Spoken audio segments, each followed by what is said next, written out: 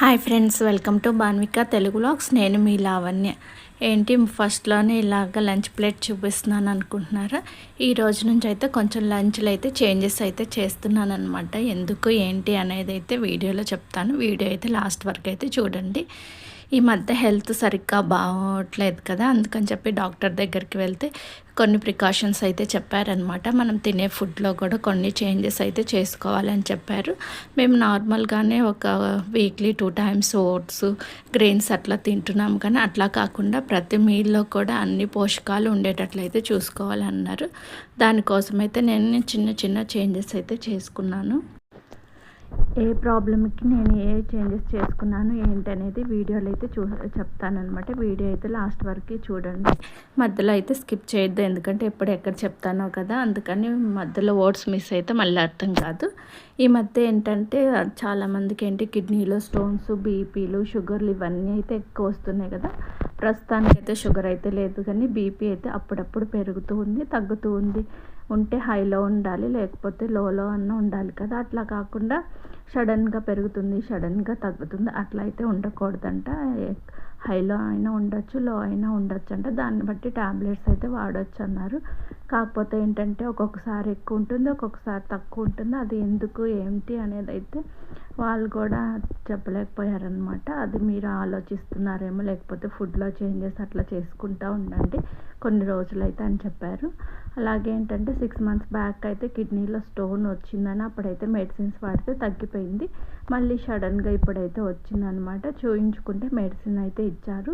Next time కూడా మళ్ళీ same అలానే రిపీట్ అయితే కనుక అది రాయి సైజు ఉంటుంది కదా, దాన్ని బట్టి అయితే ఆపరేషన్ అట్లా చేయాల్సి వస్తుంది గాల్ బ్లాడర్కి, అట్లా అని అయితే చెప్పారు. నాకైతే ఫస్ట్ భయం వేసింది అనమాట, కానీ చిన్న చేంజెస్ చేసుకుంటే కొంచెం మార్పు అయితే ఉంటుందని అనేసరికి సర్లేని కొంచెం ఊరటగా అయితే అనిపించింది. అయితే నేను ఏం చేశాను అంటే లంచ్లోకి మనకి బీపీ అప్ అండ్ డౌన్ అట్లా ఉంటూ ఉంటుంది కదా, దానికి బీట్రూట్ అలాగే దానిమ్మ గింజలు రోజు కంటిన్యూగా తింటూ ఉంటే ఇదైతే కంట్రోల్ అవుతుందని అయితే నేను విన్నాను.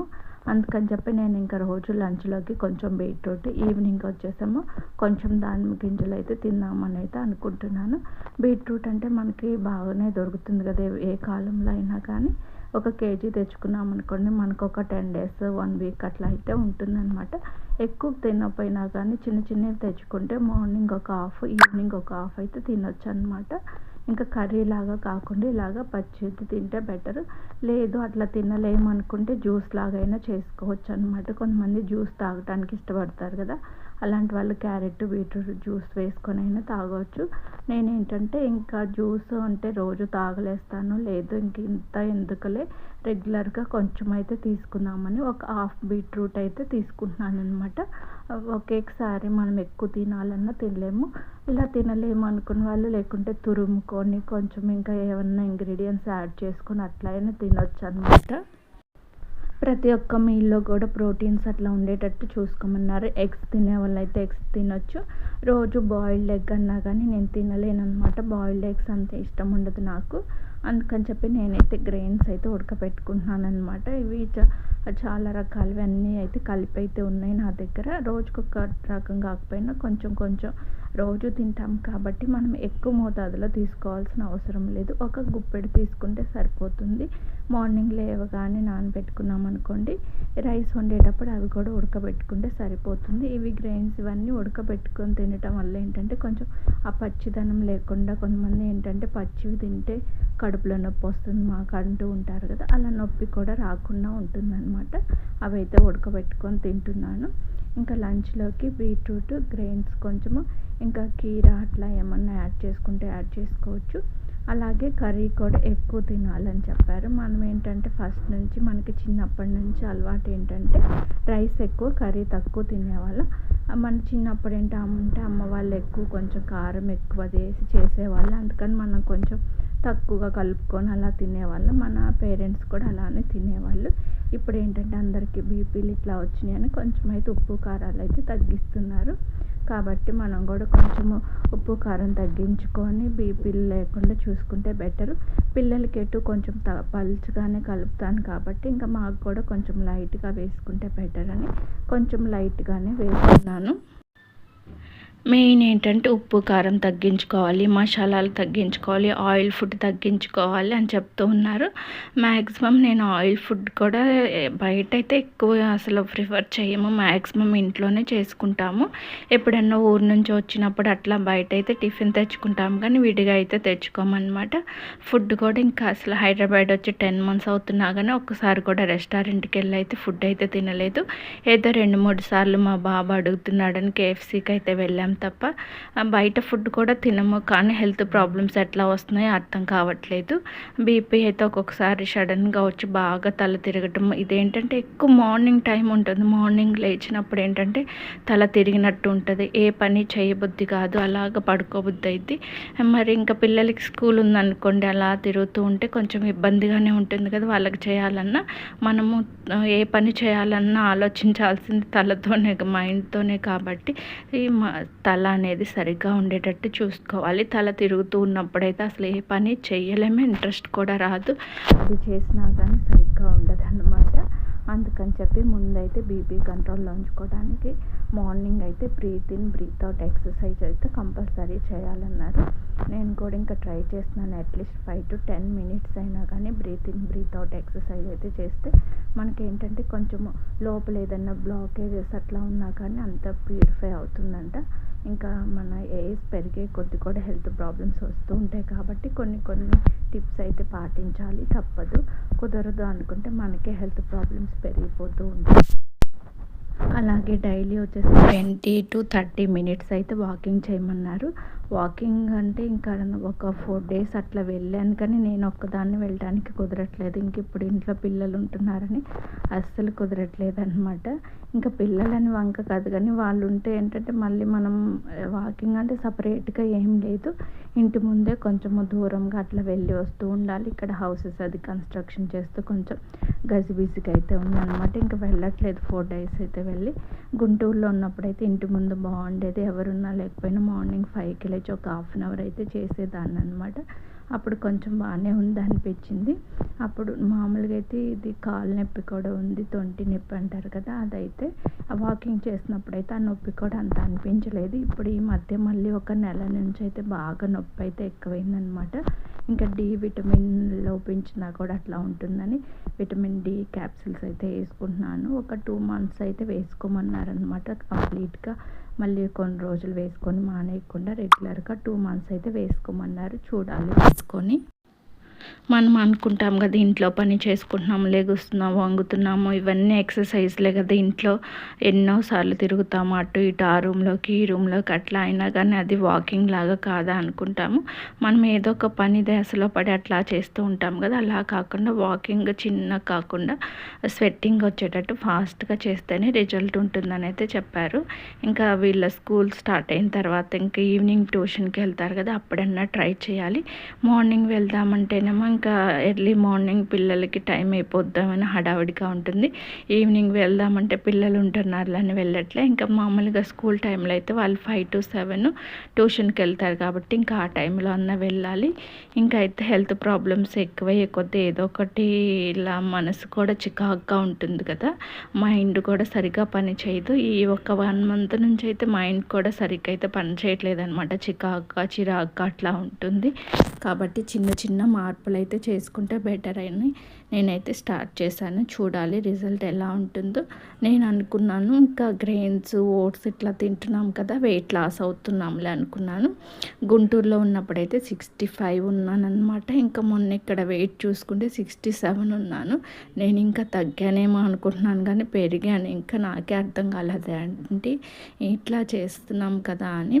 మెయిన్గా మనం ఏంటంటే ఆంధ్రాలో ఎక్కువ ఏం చేస్తామంటే ఇడ్లీ దోశ టిఫిన్ అయితే మ్యాక్సిమం అదే చేస్తాము.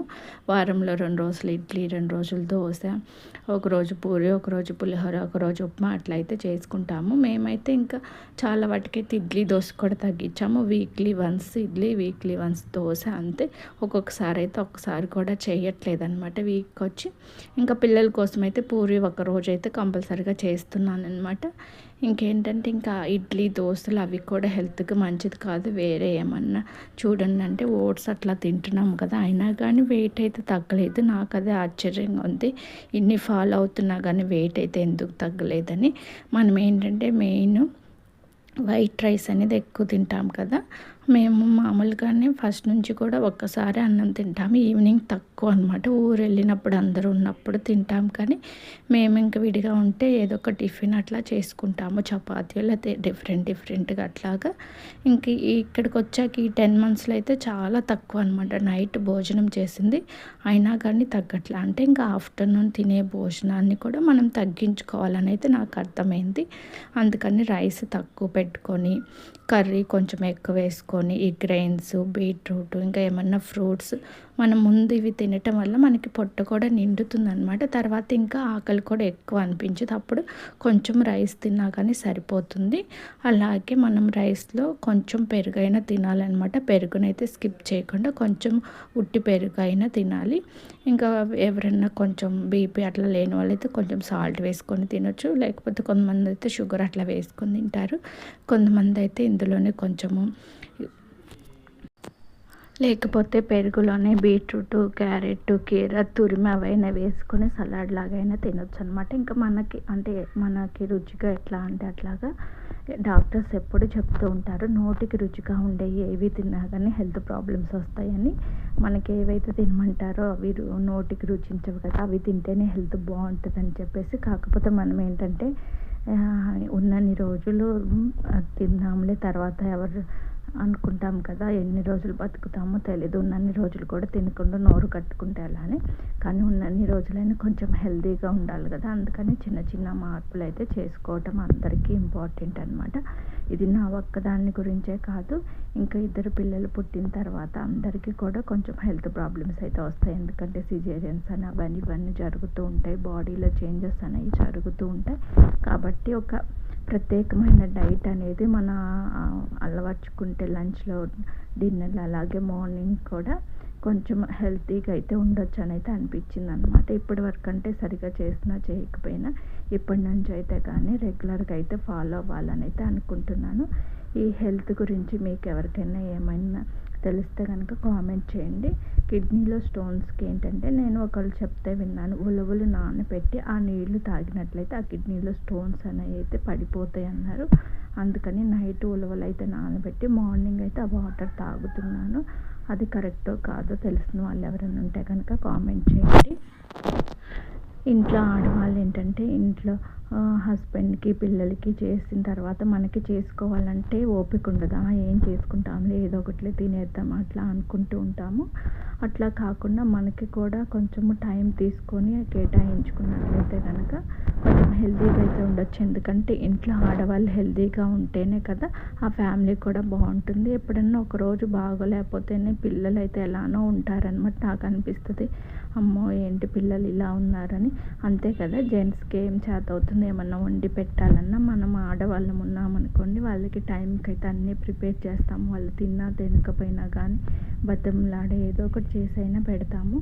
మగవాళ్ళకి ఏంటంటే అంత పేషెన్సీ ఉండదు కదా, తింటే తింటారు లేకపోతే లేదు అన్నట్టు వదిలేస్తారనమాట. మొన్న 2 డేస్ బాగాలేకపోతే నాకైతే ఇల్లు అయితే చూడబుద్ధి కాలేదనమాట. ఎంత వాళ్ళు చేసినా కానీ మనకేంటంటే నచ్చదనమాట.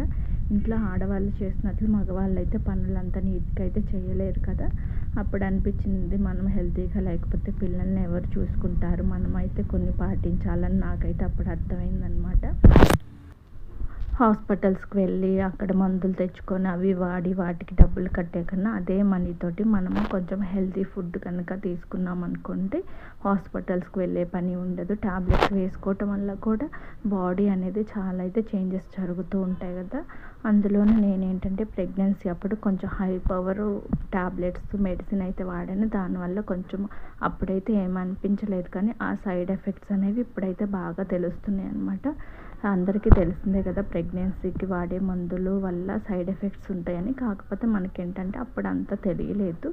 ఇప్పుడు మెల్లగా ఒక్కొక్కటైతే బయటపడుతున్నాయి అన్నమాట. ఇంకా మరి వాటన్నిటిని తట్టుకోవాలంటే కొన్ని ప్రికాషన్స్ అయితే తీసుకోవాలి.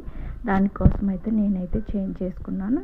ఇంకా ముందు వీడియోలో డైలీ నేను లంచ్ ప్లేట్లో ఏమేమైతే తింటున్నాను అవన్నీ అయితే చూపిస్తానన్నమాట. ఇంకా డిన్నర్ కూడా ఒక్కొక్క రోజైతే ఒక వెజిటబుల్స్ కట్ చేసుకొని అయితే తింటున్నాను. లేకపోతే ఏమన్నా ఒక 2 ఫ్రూట్స్ అంటే ఒక దానిమ్మకాయ అట్లా అయితే తింటున్నాను అనమాట. అంటే మరీ ఎక్కువ కాకుండా అలానే అసలు తినకుండా ఉండకూడదు అనమాట. మధ్యలో ఒక గ్లాస్ మజ్జిగ కానీ ఏదన్నా ఒక ఫ్రూట్ జ్యూస్ కానీ, ఇప్పుడు మనకి మ్యాంగోస్ అవి ఎక్కువ దొరుకుతాయి కాబట్టి మ్యాంగోస్ అట్లా తినొచ్చు. అంటే మనకి సీజనల్కి ఏవైతే దొరుకుతాయో అవి ఈవినింగ్ టైంలో 4, 5 ఆ టైంలో తిన్నామనుకోండి కొంచెం హెల్తీగా ఉంటాము. రోజుకొక బనానా అయితే కంపల్సరీగా తినండి. బనానా అనేది మనకు అందరికీ అందుబాటులో ఉంటుంది కదా, ప్రతి ఒక్కరికి కూడా. కాబట్టి ఈవినింగ్ టైం 4 ఆ టైంలో కూడా ఒక బనానా తినటం కూడా మంచిదే అన్నమాట.